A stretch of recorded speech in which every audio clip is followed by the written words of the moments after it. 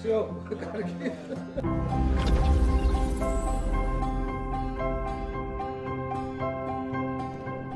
6000 კილომეტრი ექიმსა და პაციენტს შორის.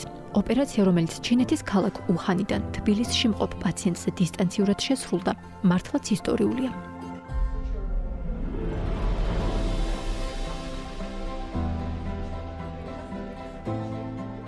რა თქმა უნდა, ეს იყო ძალიან დიდი პასუხისმგებლობა პაციენტის წინაშე პირველ რიგში და შემდგომ მედიცინის წინაშე და ქირურგიის წინაშე და საქართველოს წინაშე, ესე თქვა.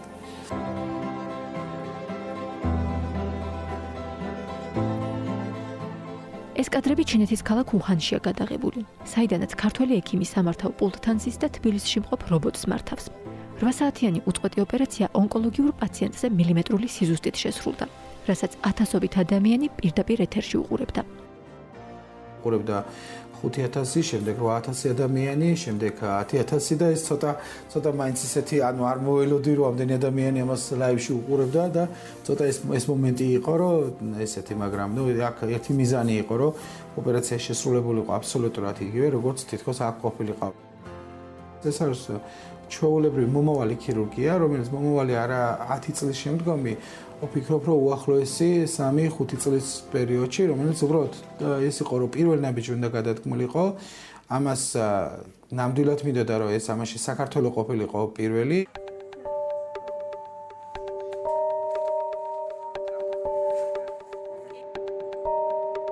ყოველთვის ვცდილობდით და ვცდილობ დღესაც, რომ მაქსიმალურად შემოვიტანოთ ახალი ტექნოლოგიები, რომ არ ჩამოვშეთ სოფლიოში სხვადასხვა მიმართულებაში მიღწეულ შედეგებს. შარშან უკვე 1 წლის წინ შევძლებთ და შევისყიდეთ საკმაოდ ძვირად ღირებული ტექნიკური აღჭურვილობა, რომელსაც რობოტული ქირურგიის აპარატურა ქვია.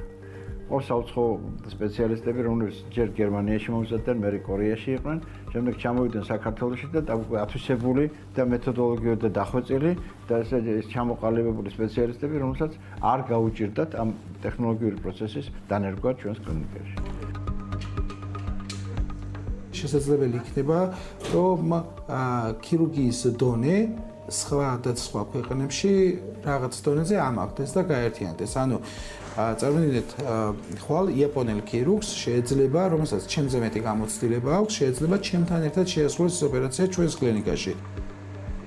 რობოტის მართვა მსოფლიოს ნებისმიერი წერტილიდანაა შესაძლებელი, რაც იმას ნიშნავს, რომ პაციენტს არსად წასვლა აღარ მოუწევს. ურთულეს ოპერაციებს პროფესიონალები ნებისმიერი ქვეყნიდან შეასრულებენ. პაციენტი სხვათა შორის ძალიან გათვითცნობიერებული იყო, Google-ის საშუალებით მოიწია ეს ინფორმაცია და თქვა, რომ მე ვიქნები კი ამერიკაში პირველი, ეს ძალიან კარგია. ეს არ არის რომ რაღაც არ კეთდება და თქვენ თქვათ ახალი ველოსიპედი გამოვიგონეთ, ჩემთვის მნიშვნელობა არ აქვს, საერთოდ იქნები და საერთოდ მე გამიკეთეთ ის, რაც გასაკეთებელი არის და რაც უნდა გაკეთდეს. ეს ბედნიერია ეს ადამიანი და თითქმის ყოველდღე საუბრობთ გაწერილია მგონი 3 თუ 4 5 დღეს დაახლოებით ეს პაციენტი და გუშინ ამერიკა და რობოტივით მუშაობ რობოტივით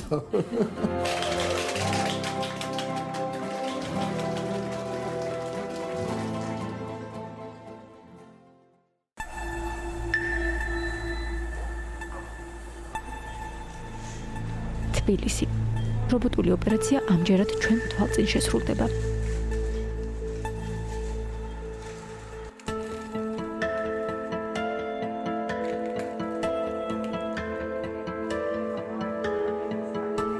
ჩვენ ახლა საოპერაციო ზონაში ვიმყოფებით, იქ სადაც მხოლოდ ექიმსა და პაციენტს უშვებენ.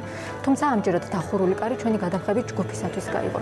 იმიტომ რომ გაჩვენოთ, როგორ აკეთებს ურთულეს ოპერაციას რობოტი.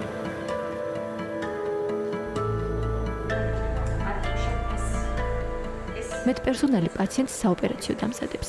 ანესთეზიოლოგი მზადაა, ზერა კონცენტრირებულია, გონება მობილიზებული. აქ ყველა შეთანხმებულად ერთი ორგანიზმივით მუშაობს.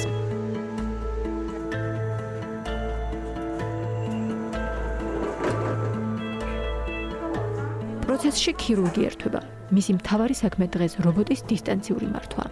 თუმცა მანამდე საჭიროა პაციენტის მუცლის ღრუში რობოტის სწორად მოთავსდეს, რისთვისაც რამდენიმე მცირე ნახრეტი კეთდება. პაციენტს აქვს კუჭის ონკოლოგიური დაავადება, დაგეგმილი გვაქვს ოპერაცია კუჭის ნაწილობრივი ამოკვეთა რობოტული მეთოდით.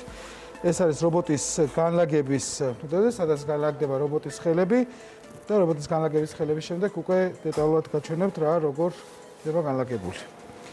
მომეცის, წავკები.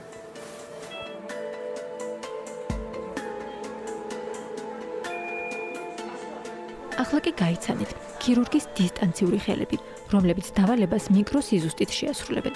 იმაზე უკეთ ვიდრე ადამიანის თითები. ნაკლებად მტკივნეულია რობოტული ქირურგია, გამომდინარე იქედან, რომ ლაპაროსკოპიის ქირურგიის დროს ჩვენ მაინც ხელით გვიწევს და შესაბამისად მიკროტრამვებს მეტად ვაყენებთ იმ ცრისკების წინაგეტელზე. თუნდაც სანარკოზე პრეპარატები პაციენტს ოპერაციის დროს თითქმის ნახევარი ჭირდება, ვიდრე ლაპაროსკოპიული ქირურგიის დროს და პოსტოპერაციულად ის მცირე ტკივილებიც კი რაც ლაპაროსკოპიის დროს რჩება, ისიც არა. მნიშვნელოვნად ამცირებს რეაბილიტაციის პერიოდს და პაციენტი გაცილებით უფრო დროულად რეაბილიტირებული და შეუძლია უკვე გავიდეს სამსახურში და სოციალურად რეაბილიტირებული იყოს საზოგადოებაში. ეხლა რობოტის კონსოლი მოვიდა პაციენტთან, განთავსდა პაციენტის მუცლის ღრუში. ეხლა ჩავაყენებთ ინსტრუმენტებს და დავიწყებთ ოპერაციას.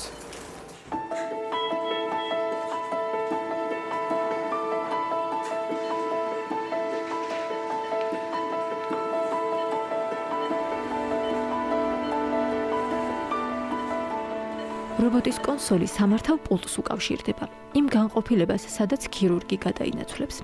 ქირურგი მართავს რობოტს და რობოტი არ მუშაობს ქირურგის მოძრაობის გარეშე რობოტი არც ერთ მოძრაობას არ აკეთებს.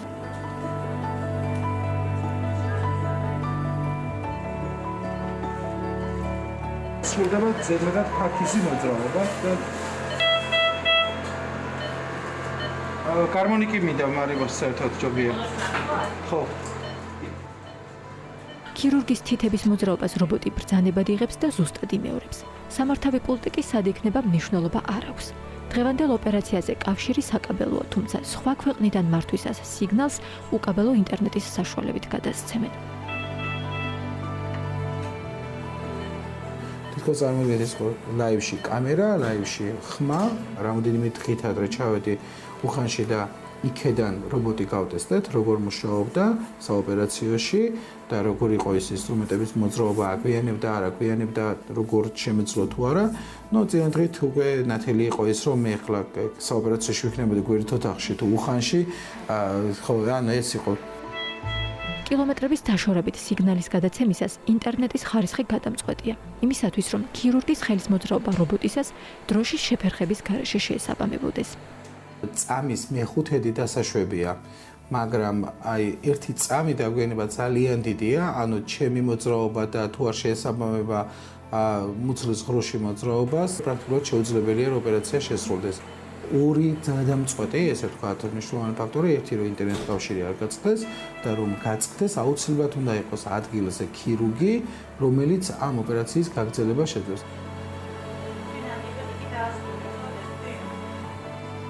გვეგმოთ პარასკევს უკვე 4 სპეციალისტის გაგზავნას იტალიაში, იმისათვის რომ მათ ახალი ტექნოლოგიური პროცესი ჩამოიტანონ თავკისრის ქირურგიაში რობოტული ქირურგიის ჩართვისა.